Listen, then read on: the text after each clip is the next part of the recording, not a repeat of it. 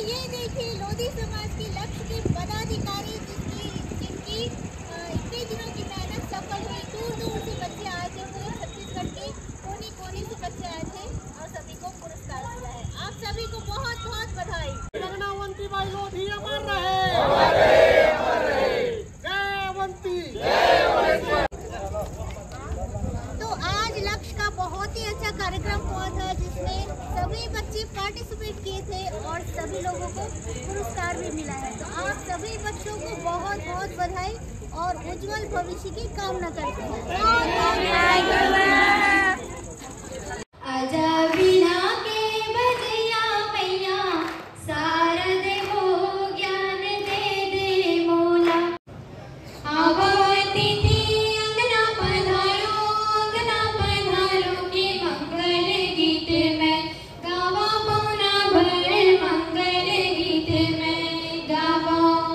वैसे ही हमारे समाज में आज के युवाओं की भूमिका होती है कि अपने देश के निर्माण एवं विकास कार्य में कैसे आगे बढ़ाए और देश को कैसे एक उच्च स्थान पर ले जाए। समाज में युवाओं की भूमिका है कि आज समाज में युवा एक भविष्य का निर्धारण करते हैं। वो कल चल के नेता बन सकते हैं, निर्माता, निर्देशक या प्रवर्तक बन सकते हैं। वे अपने कार्य पर अधिक मेहनत और लगन से यहाँ अपने सारे लक्ष्य को प्राप्त कर सकते हैं। आप अपने लक्ष्य को टारगेट बनाकर उसमें सीखने और उसमें काम करने की पूरी कोशिश कीजिए। युवाओं को आज समाज में जिम्मेदारी होती है कि वे अंधविश्वास और रूढ़िवादियों के प्रति वे अपना समय न गंवाएं। अगर प्रायः गांव में देखा जाता है कि ग्रामीण क्षेत्र में किसी को सर्प काट जाते हैं, उसको उस बैगर के पास ले जाते हैं, जबकि आज स्वास्थ्य केंद्र या डॉक्टर के पास ले जाने से भी उसकी जान को बचाया जा सकता है। तो आपके अंदर जो है, जो ज्ञान है, जो आपके अंदर जो नॉलेज है, उसको उभार के लाने का ये जो मंच है, वो सबसे इससे बढ़िया और मंच कोई हो नहीं सकता है। जो पहले जहाँ पर खेती हुआ करती थी, आजकल वहाँ बड़े बड़े जो है महल और बड़ी बड़ी इमारतें खड़ी हैं। मतलब हमारा रकबा जो है संकुचित होता चला जा रहा है और हमारी रिक्वायरमेंट जो आवश्यकता है वो बढ़ती चली जा रही है। तो इसके लिए हमको नई खोज करने की जरूरत है। इसके लिए हमको वैज्ञानिकों की जरूरत पड़ेगी। तो यदि आप अपने गांव में जो है खुद आपने BSc या MSc कर लिया है और आपका 2 एकड़ की खेती है, आपने अच्छा ज्ञान अर्जन कर लिया, तो आपको जो है आप you should be the job seeker, not job seeker, but you should be the job provider. आपको जॉब प्रोवाइडर बनने की जरूरत है। आप अगर 2 एकड़ 3 एकड़ में खेती करेंगे, 2-4 लोगों को आप नौकरी भी दे सकते हैं। अगर आपने अच्छे से जो है तकनीकी रूप से आपने अध्ययन कर लिया है और अगर आपको तकनीकी ज्ञान है, तो आजकल इतने सारे एवेन्यूज हैं, इतनी सारी कृषि के क्षेत्र में, कृषि और एलाइड में गुंजाइश है, संभावना है कि आप सिर्फ नौकरी नहीं, आप दूसरों की नौकरी क्यों करें। अगर आपके पास 2 एकड़ की खेती है, तो 2 एकड़ की खेती में भी आप जो है आत्मनिर्भर बन सकते हैं और दूसरों को जो है भी नौकरी दे सकते हैं।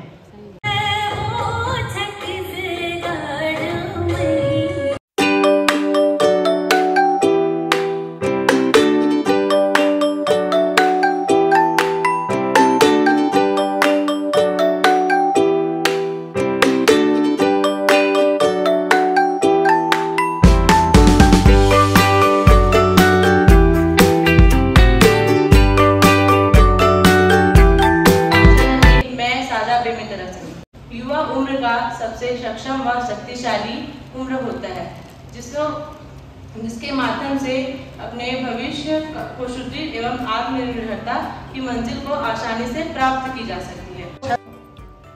और आप जो सोचते वातावरण बनता है। 800 रुपए की सैलरी से 2 कमरे लिए थे रायपुर में मठपुराना के पास। अभी वो इलाका संतोषी नगर में आ गया है, ठीक है। तो पास में एक बिल्डिंग थी, वहां मैं देखता था ये बिल्डिंग है और वो बन के आधा अधूरा बन के अधूरा पड़ा था। मैं सोचता था मेरा जो स्कूल बिल्डिंग वो छोटा है, काश ये बिल्डिंग हमको मिल जाता। तो यहाँ पर नर्सरी बच्चे बैठते, पीपी टूट, मैं साइकिल से ही स्कूल खोल लिया था और झांक के देखता। कई लोग पूछते सर आप क्या करने, नहीं बस मन में चलते रहता। 1 साल बाद उस बिल्डिंग के मालिक आ गए, मुझे बोलते सर यहाँ के सर कौन। मैंने कहा मैं हूँ। बोलते सर आपको तो कई बार झाड़ू लगाते देखा हूँ। हाँ, मैंने कहा नहीं ठीक है, कई बार आया नहीं, अधिक झाड़ू भी लगा लेता हूँ, अपना स्कूल है, क्या दिक्कत है। तो बात सर मैं इस बिल्डिंग का मालिक हूँ, मुझे लगता है आप लोग अच्छा काम कर रहे हो तो बाहर वालों के लिए किराया आप लोग लोगे तो आपके लिए जस्ट आधा किराया, और जितना वो किराया सोचे थे हम उतने ही देने के लिए सक्षम थे। क्लियर हो रहा है। हमने 1 साल तक माइंड प्रोग्रामिंग किया और वो मालिक खुद चल के आ गए। 4-5 साल चलाए, फिर सोचे कब तक किराया देंगे, काश इसको खरीद लेते। फिर वैसे सीन बना, वो आके बेचे, मार्केट से कम रेंट भी दिए, तब तक उसके योग्य भी हो गए थे। ऐसा नहीं कि केवल सोचा, सोचने के साथ साथ मेहनत भी किया उस दिशा में। आप जो सोचोगे ना, आपका बॉडी वैसा काम आपसे करा लेगा, और कोई दिमाग मत लगाना, ठीक है। आंख पहले मेरी तरफ देख लीजिए, दोनों हाथ। एक कल्पना करना कि आपका दायां हाथ में चुंबक होता है ना, एक नॉर्थ पोल एक साउथ पोल, जब मिलाओगे दो चुंबक को, नॉर्थ पोल साउथ पोल, तो क्या होता है बेटा बताएंगे? दोनों एक क्रिएट करता है ना, और नॉर्थ पोल के एक तरफ कर दोगे तो क्या होता है ना? तो चलिए, तो आकर्षण और विकर्षण होता है। हम महसूस करेंगे हमारा दायां हाथ नॉर्थ पोल है, बायां हाथ साउथ पोल है, ये दोनों एक दूसरे के ट्रैक कर रहे हैं। करेंगे सभी?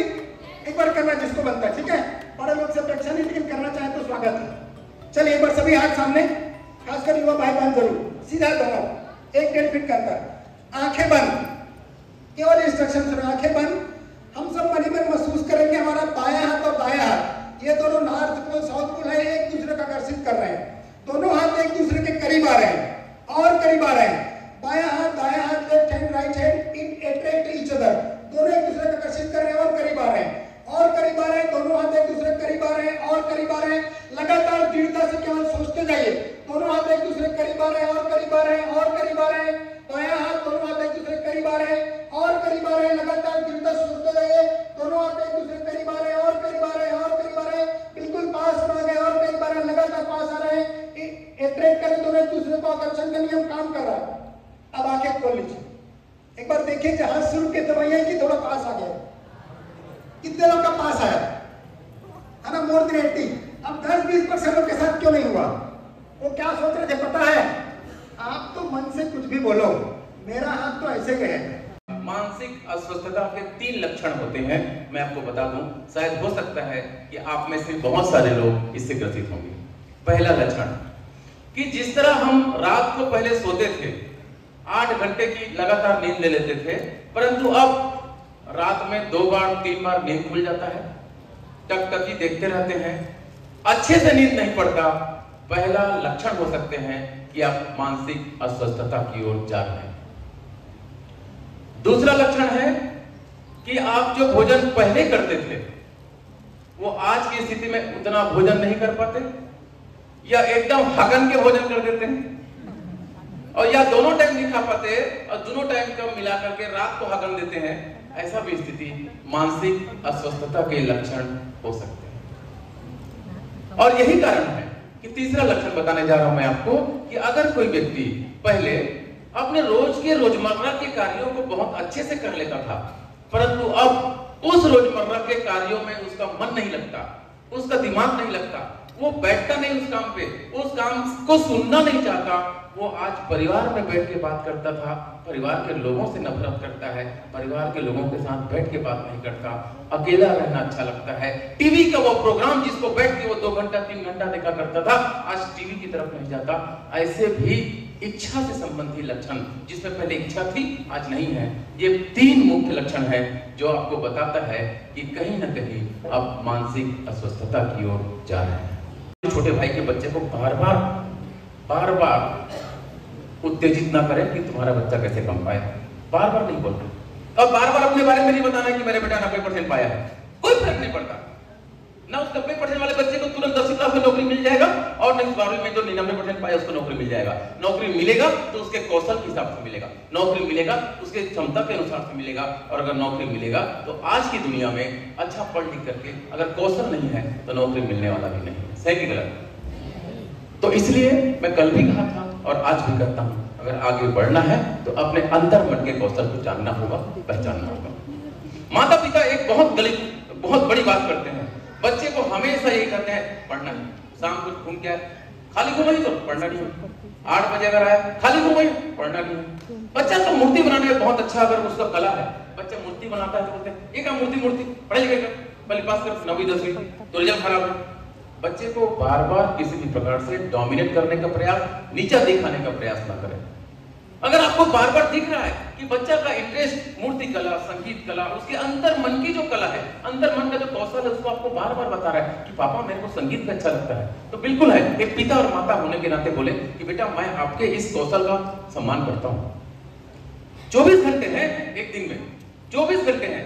बोलो बेटा इस कौशल को प्रतिदिन 2 घंटे दो, तुम्हारे पास 22 घंटे तो है। 8 घंटे सोने के लिए रख लो, फिर माइनस किए हम 14 घंटे बचे। 6 घंटे स्कूल का रख लो, 8 घंटे बचे, उसमें से पढ़ाई के टाइम टेबल बना लो। सही कि गलत? बच्चे के उम्र के अनुसार से अगर 1 से 5 साल तक के बच्चा, अगर 1 से 5 साल तक के बच्चे में भावनात्मक विकास उम्र के साथ हो तो आपको कमर दर्द होगा, तो बच्चा पास में आके पूछेगा दादाजी कमर दर्द कर रहा है। परंतु आज के बहुत कम बच्चे ऐसा पूछते हैं कि दादाजी आपको कमर दर्द कर रहा है। माँ बाप के साथ अटैचमेंट होना चाहिए। उस उम्र में, उम्र के अनुसार 5 प्रकार के विकास होते हैं, मैं आपको बताना चाहूंगा। पहला विकास होता है शारीरिक विकास, बच्चे का हाइट, बच्चे का वजन, बच्चे का खेल कूद की प्रक्रिया, ये शारीरिक विकास में आता है कि 1 साल का बच्चा क्या कर सकता है, 2 साल का, 3 साल का, 4 साल का, 5 साल का, 6 साल का बच्चा क्या क्या एक्टिविटी कर सकता है, कहाँ कूद फांद सकता है, अकेला सीढ़ी चढ़ सकता है कि नहीं, अकेला उतर सकता है कि नहीं, कितने किलो वजन का सामान उठा सकता है, ये सब चीजें उनमें होना चाहिए। इस समय से, बच्चे के उम्र से उनके विकास पर ध्यान देना, ताकि एक अच्छा फूल एक समय में हमारे लिए अच्छा फल दे सके। इसलिए जरूरी है हम फूल की ओर ध्यान दें कि वो फूल क्या करता है, वो फूल क्या पूछता है, फूल क्या जानना चाहता है, और फूल के लिए हमारी जिम्मेदारी क्या होती है।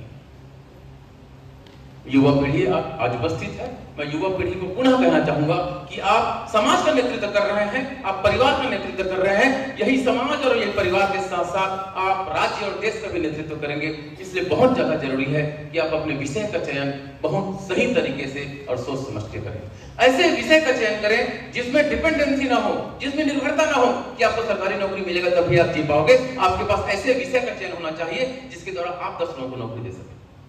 उठो जवानों, हम भारत के स्वाभिमान सरताज हैं, अभिमन्यु के रथ का पहिया चक्रव्यूह की मार है। भारतवर्ष को माना जाता है youngest country in the world, यानी भारतवर्ष जैसा जितने यंग बच्चे हैं, यंग अध्ययन करने वाले हैं या नॉन अध्ययन करने वाले हैं, वो यंग युवा है। यहाँ युवा शक्ति सबसे ज्यादा है और कम उम्र के वाले हैं। अमेरिका में एवरेज एज जो लोगों का, यानी बच्चे से बूढ़े होने तक जो लोगों का, वहां 57 साल है। जापान में 54 साल है, जर्मनी में 56 साल है। भारत इस वर्ष से एवरेज एज 35 साल है। यानी यहाँ 25 साल से नीचे वाले उम्र के व्यक्ति यानी युवा ज्यादा यह है, जो कि एक देश राष्ट्र निर्माण करने के लिए अपने सामर्थ्य रखता है और शक्ति रखता है। हमें अपने आप को इस तरह का बनाना चाहिए जहां हमें मौका सुविधाएं मिलता है, हम आगे बढ़ने के लिए प्रयास करेंगे। हमारा देश निश्चित रूप में गुणों को कदर करता है, क्वालिटी को कदर करता है। कौवा और कोयल दोनों काले दिखाई देते हैं, लेकिन जो कोयल के आप रूप से उसको पसंद नहीं करते, उसको गुणों से पसंद करते हैं, उसके गान सुंदर स्वरों के आधार पर पसंद करते हैं।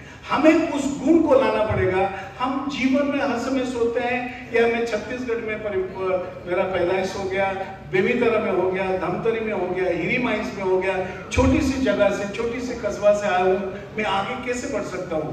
बढ़ने के लिए संस्था निश्चित रूप में सहयोग हो सकता है, लेकिन बढ़ने के लिए जिम्मेवारी मेरे पास है। साथियों, मेरे बच्चों, जब हम स्कूल में आता है, हम आते हैं शिक्षा के लिए। शिक्षा के लिए हम ये नहीं सोचना चाहिए कि फलाना टीचर वो देखने में ठीक नहीं है, अच्छा बोल नहीं पाती है। उससे ज्यादा मेरे पिताजी जानते हैं, मेरे चाचा जी जानते हैं, मेरे को इससे पढ़ाई का क्या मतलब है। मेरे पास तो मेरे पिताजी का इंडस्ट्रीज है, मेरे तो पॉलिटिक्स में मेरा बड़ा पकड़ है। ये नहीं रहना चाहिए हम बाप। हम आए हुए शिक्षा लेने के लिए। बहुत विषय को आप आज सुने भी हैं 3 दिनों तक, और आज प्रमुख वक्ताओं का बात सुने।